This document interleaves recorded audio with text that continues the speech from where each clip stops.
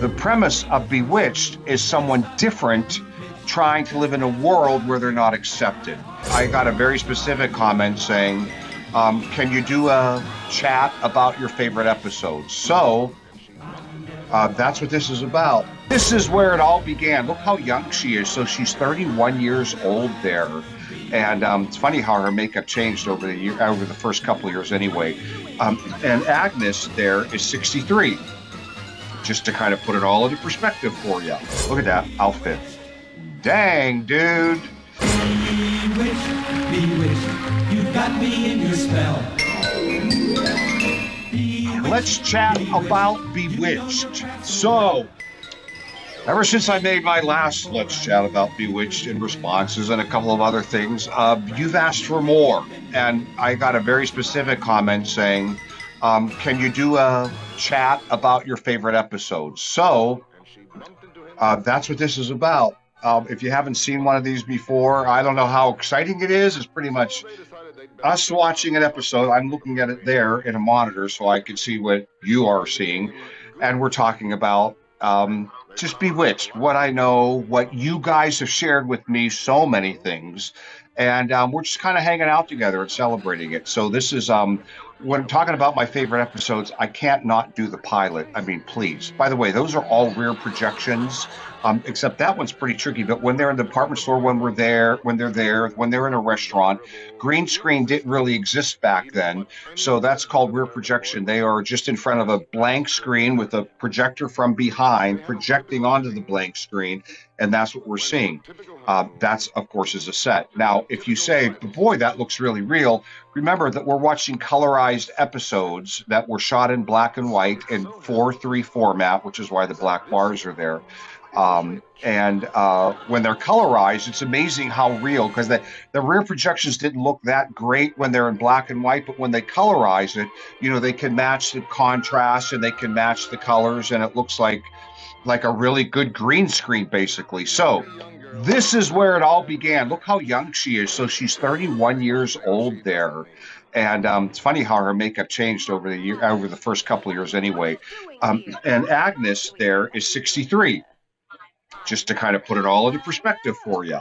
Again, they had already cast Dick York, and she and her husband, Bill Asher, who was also the director and producer of Bewitched, they spent a lot of time looking for Mother, and they saw Agnes in a New York department store and went up to her and asked her if she would do it. She said no several times, finally said yes, and now we have the big three: Dick York, Elizabeth Montgomery, Agnes Moorehead. And what a magical pair they were, right? Okay, so now there still is no set built. This is not the pilot, by the way. We need to make that clear. A lot of people, did I just say the pilot episode? I probably just said it myself. This is not the pilot. This is season 1, episode 1. A pilot had already been shot. The pilot actually still exists today.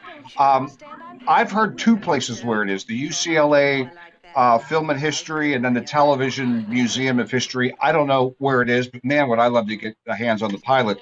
But it's never, to my knowledge, been seen by anyone outside of this very small circle of the people who saw it originally when they picked up Bewitched, and then the few people who may have not have seen it at a museum. So a set isn't built yet, but this is the first episode, probably shot weeks ahead of time.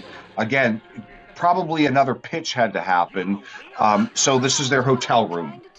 A lot of this episode, if you watch the Bewitched scandals, where I show the few weeks and months before Bewitched ever hit the air, where they put promos on ABC saying, hey, it's coming, a lot of it comes from this first episode, which again leads me to believe this is probably weeks, maybe even months before they started shooting regularly.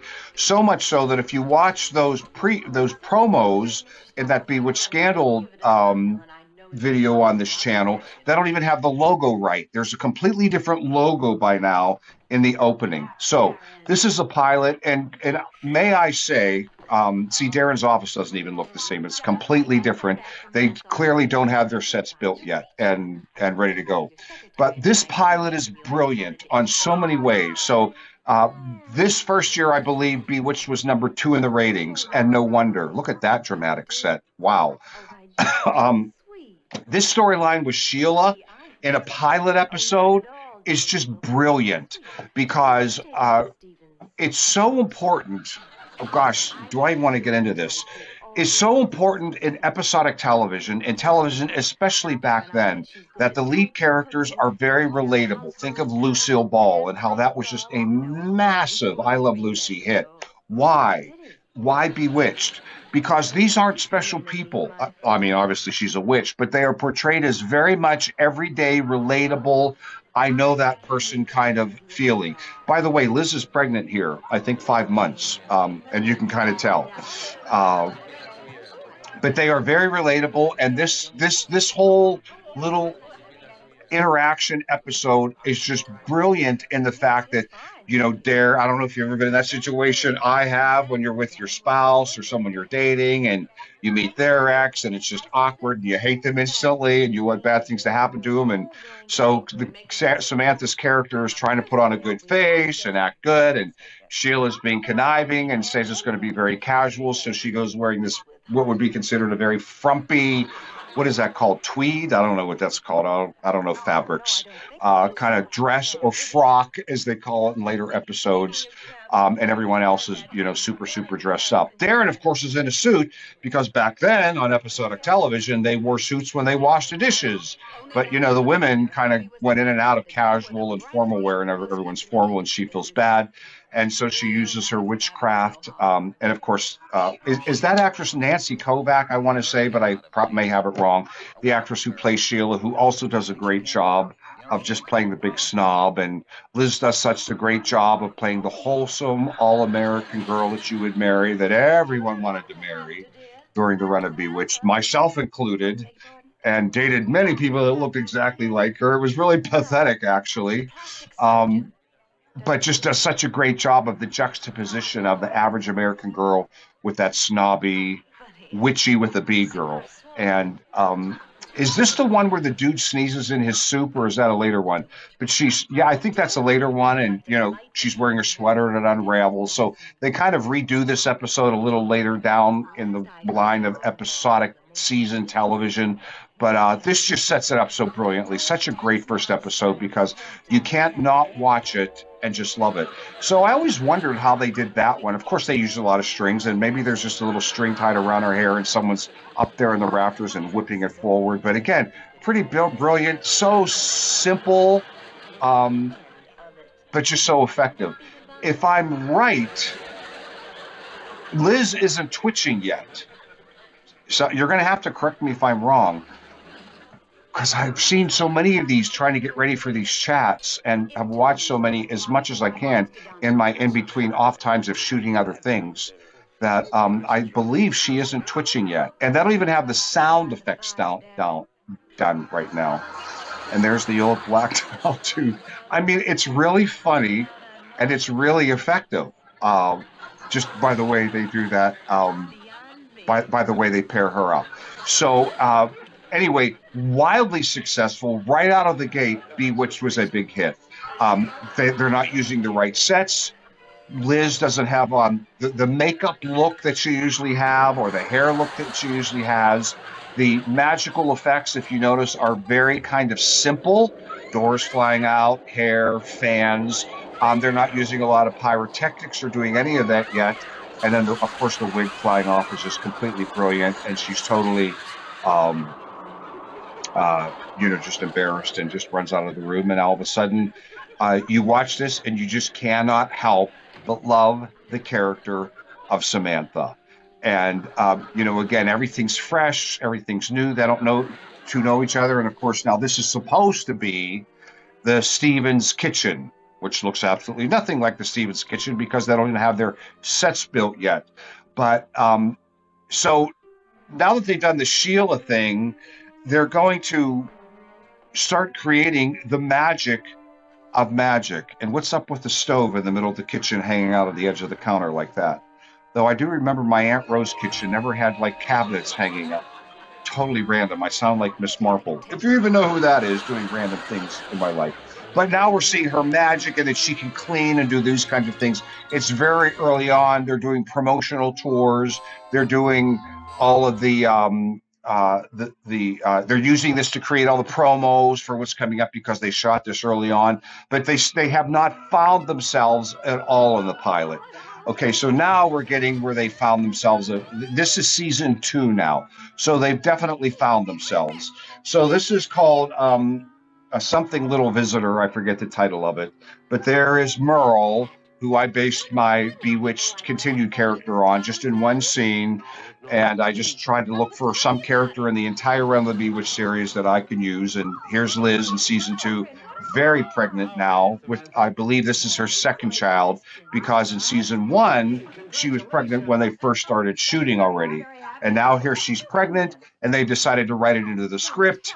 And it's going to be Tabitha. In real life, you may or may not know, because I actually have a clip of this interview on my page as well, where she actually in real life has a boy who I believe was Bill Jr. And at this point, you might also find it interesting to know that they had not decided yet if the Stevens, Samantha and Darren, were going to have a boy or a girl yet. That was a very last minute decision. Apparently, they wrote a couple scripts and played with it and ultimately decided to have Samantha have a girl. So, as a little kid, probably like so many of you guys, boy, did I latch onto this. Aside from the fact I pointed out before, they seem to always cast little redheads as boys. That is not Billy Mumy, by the way. People are always saying, oh, you played Billy Mumy's character or whatever. That's not Billy Mumy. That's a different actor. Billy Mumy, though, it looks like him right there. But that is not. Billy Mumy is the adopted kid, if you watch the Christmas episode, which will actually be coming up. I'll talk about that in a second.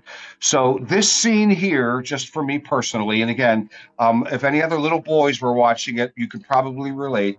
Hands down, this scene right here is the one that I played over and over again in my head for my whole life. Imagine being a kid. I come from a very lower middle class family. It's not that we didn't have nice Christmases. It's not that I didn't have a good life, but I just didn't have a ton of stuff, and I didn't have a ton of toys. And imagine being magic to the point where you could just turn a hairbrush into a fire truck or an airplane. So for me, this is, and I think for many kids, if you notice during the Bewitched run of the episodes, even before Tabitha was born and after Tabitha was born, it is an unusually very kid-friendly series, not only in the fact that they cast a lot of kids, but they scripted a lot of kids, and there are a lot of kids-based storylines. If you think back then at television, and certainly television today, because it's just, trust me as an actor, there's nothing worse than working with animals and kids. You've heard that before. But it's very complicated and very much slows down production and adds a whole different dynamic, because now you don't have a bunch of professional adults standing around doing their scenes. It's very hard to work with kids. But Bewitched, from the soapbox derby to the Christmas episodes to not obviously Tabitha and Adam to Tabitha going to school. You know, they didn't have to write all these episodes with kids, but they did write a lot of them. And I think that's why so many of us now as adults, I think, this is just me conjecturing, are so attached to Bewitched, and we're so attached to it as kids that we brought it a lot into our adulthood, because there is something very innocent and youthful about Bewitched and the way they wrote it. Love the old TV in the background, right?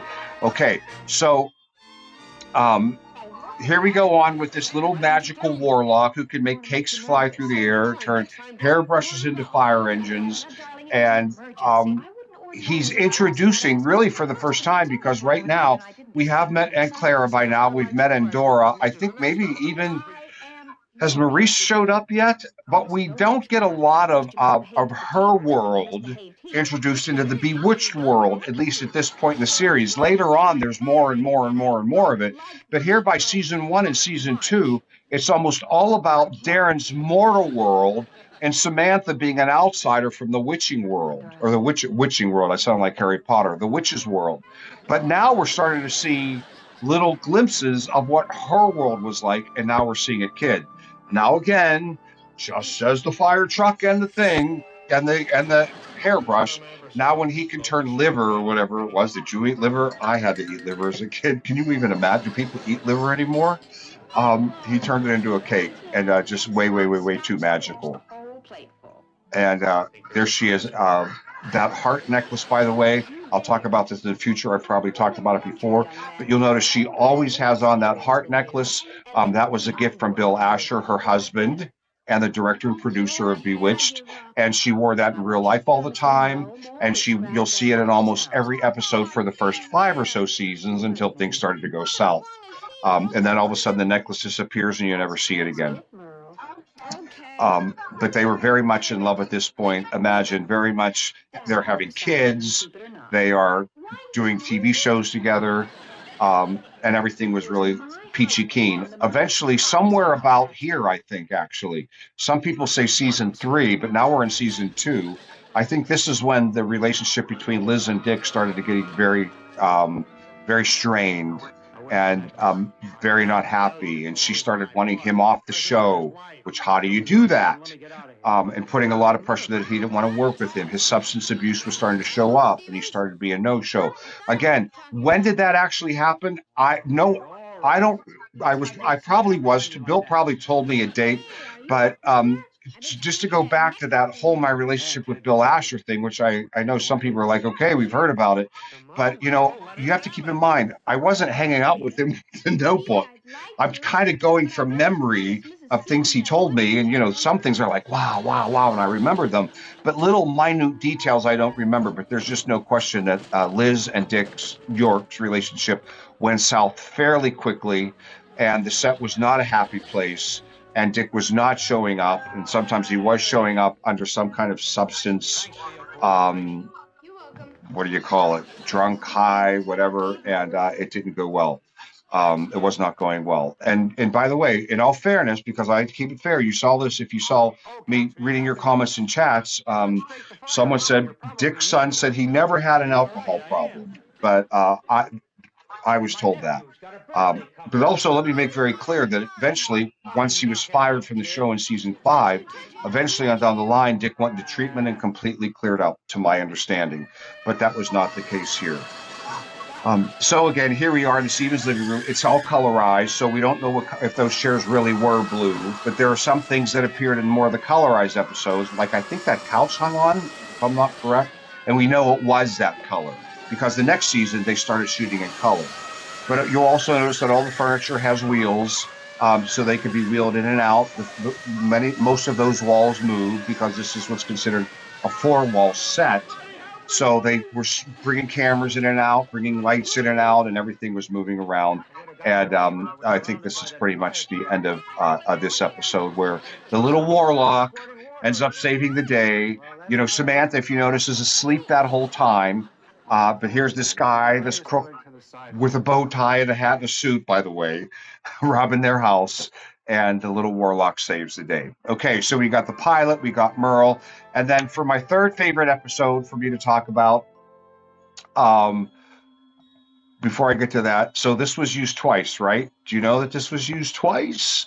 This little bouncing ball thing was actually from a previous episode, where, why does Endora in the previous episode, she goes down the bouncing ball goes down the steps, and Samantha's in trouble with the Witches' Council. Here, that same sexy nightgown and that same bouncing ball, which is not CG. If you notice, there is a little whoop there with a wire attached to it. And Dora's here to tell her, look at that outfit. Dang, dude. Here to tell her, amazing. This is 1960. What is this? Tabitha's born. 3, 4, 5, maybe 1967, somewhere in there, mid 60s. Tabitha's going to be tested. Why would I pick this as one of my favorite episodes? Well, I don't know if you're like me in this way, but to this day, I just have no desire to watch the episodes where Darren has a spell put on him, either by Arthur or mostly Endora. They just don't do it for me. The ones that do it for me are the ones with lots of magic. And I asked Bill about that, actually. I'm like, how come?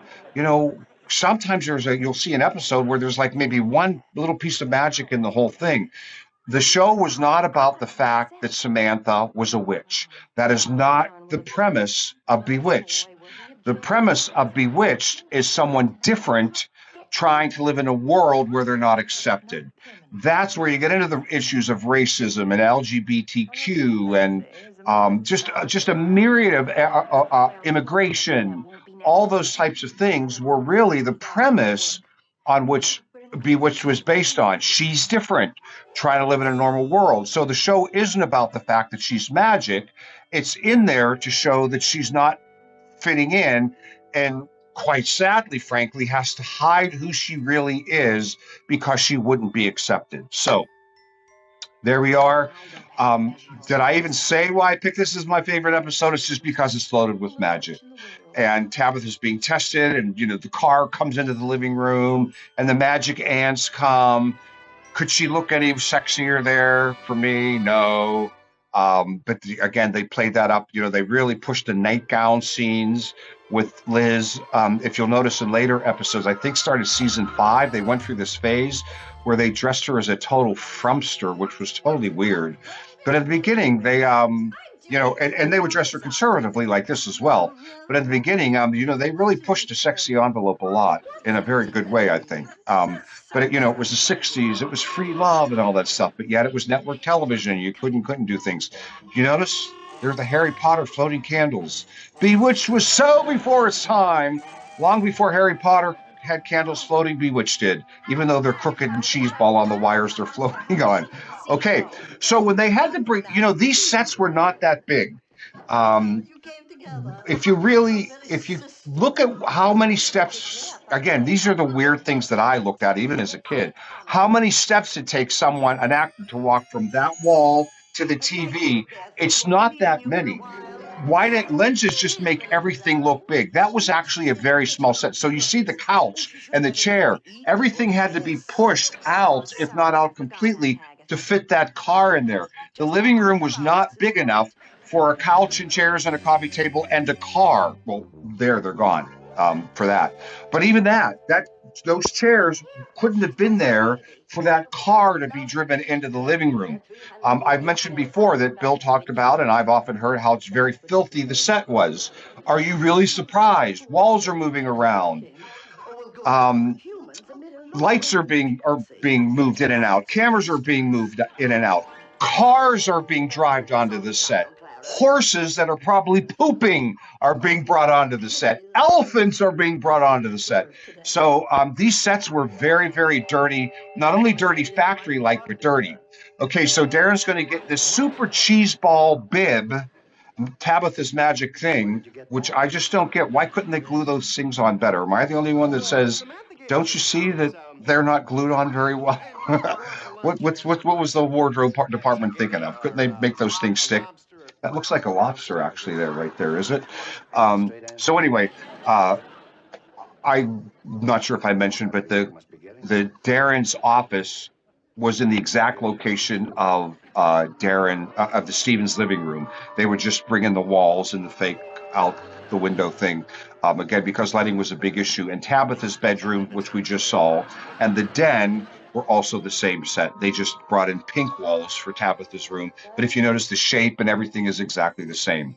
So, I love this kind of thing right here, where in the old DVDs, you can actually see the strings really, really well on that little floating, snow globe thing with battery lights in it or whatever it is. Again, look how cheeseball this stuff is.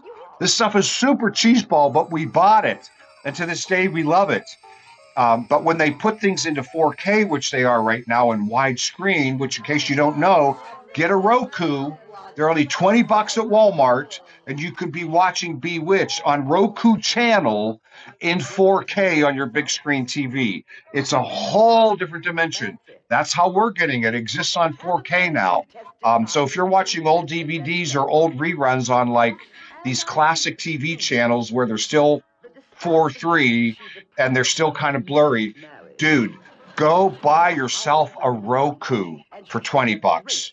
and hook it up and just connect to the internet, and you can watch them in 4K. It's a whole different exciting world. You can see their skin tones and the film grain and really see the set and the makeup and the hair, all weird stuff that I get into because I'm just really into how they made it all. So there, the living room is all cleared out, and now the living room is back. So again, they could probably make that set change because again, they had to crank this stuff out.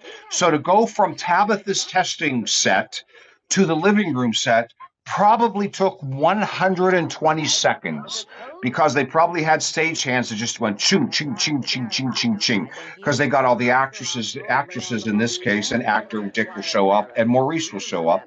So they got a big cast standing around there in makeup, ready to shoot. So they banged this stuff out. But man, I just love these characters when they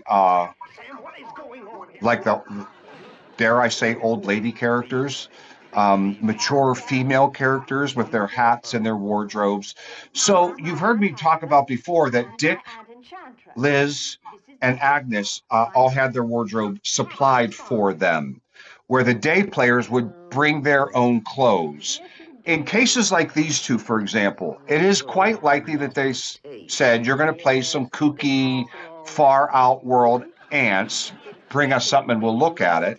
And they may have done that, or they just had clothes for them. But in these days, they did not wardrobe the cast. Larry and Louise Tate, the Kravitzes, all these people brought their own clothes. Wardrobe, of course, again, as I've said in the past, had to approve it, maybe iron them or do whatever, but they brought their own clothes. But when it was a strong character, they, like Aunt Clara, who basically wore the same thing all the time, unless she was in her pajamas or whatever, or Maurice, that was probably wardrobed as well, but typically they weren't. So Maurice Evans, of course, the actor, played Maurice, same first name in real life and as a character, was a Shakespearean actor, just did a great job. I don't know why I love this scene, and I also don't know why. You want to know how weird I am? When Endora lifts her leg, it kind of grosses me out right there. Why? Why am I so weird? If I were directing this, I'd say, put your leg down. That's nasty. I'm a whack job, I know. But anyway, so there's the fake snow. They got the fan blowing, but I do love this scene. I don't know. There's something very magical about the scene. They're just in front of a blue tarp. They didn't even bother to put mountains behind them. They just kind of cranked it out. But again, so back to how small these sets really were. See where those three are standing? Samantha, Darren, and Aunt Clara, and see where those three are standing? It really looks like there's a lot of space between them, but there's only a coffee table between them in real life. Look at that fake snow, so cheeseball. So see, it just looks like they're real far away. They are literally and see when she walks, because they're not really there, and just by camera angles and the way things do, it makes it look like it's a pretty, very roomy room. But it's not a roomy room at all. There's just literally a coffee table in between the two of them. And see how the chairs and everything are scrunched up back toward the fireplace where they wouldn't be, so they can fit. So now think about it. This is how big the living room is, if you want to put it in your mind. Is the TV, I think the TV's even gone, isn't it? Is the TV there? Anyway, it's that car that's like a three-seater at best, totally squished in. And then the coffee table, and then maybe a room for a chair and the wall. So I don't know if you're in it. No, the TV's gone. See, even the TV couldn't fit there to bring that car in. So that living room is very small. That backyard is even smaller. That's forced perspective. It actually goes way up, and there's a fence there. So these are the kind of weird things that I like to look at. But of course, I just love that those stairs moved, all the walls moved. Again, they had to, bring cameras in and out for different angles. And this show in particular did very weird camera angles. They did a lot of shooting up, which means you had to have a lot of extra sets. So their set actually went far up with fake ceilings like in the dining room. But other than that, it's a very small space. But it also had to be. You don't want a big, expansive space, because in these days of early color film, you needed a lot of light, There were a lot of lights hanging around. But yeah, I just totally love it when they do that lightning and stuff. So anyway, those are my favorite episodes, but there are so many. It was just hard to pick. I had to do the pilot. I had to do Merle because that's what Bewitched continues on. And I just like this one because I think I got a lot of sound effects from that when I started the Bewitched Continue series because there's so much magic in that. So that's it. All right, let me just quickly tell you what's coming up. So we got a couple of other chats coming up, and they're holiday chats. Just because you guys seem to be responding to them, so I'm happy to give them to you. They're done live to tape. I can't not talk or there'll be silence, so it's mostly just me talking over what you're seeing in the video. But we're going to do a Halloween version, a Thanksgiving version, and a Christmas version. Thanksgiving's simple. There was only one ever shot. Got some of the best Halloween ones, some of the best Christmas ones. We're going to continue with this Bewitched Chat series and at least just do these couple more, and then we'll probably be done just because it's just kind of fun to watch Bewitched with you and talk about what we all know. Because, again, I learned so much from you guys. Hope you're learning a little something from me. So, as we always say, keep the magic alive. And at this point, when will I see you next for Halloween? All right? Take care. I never thought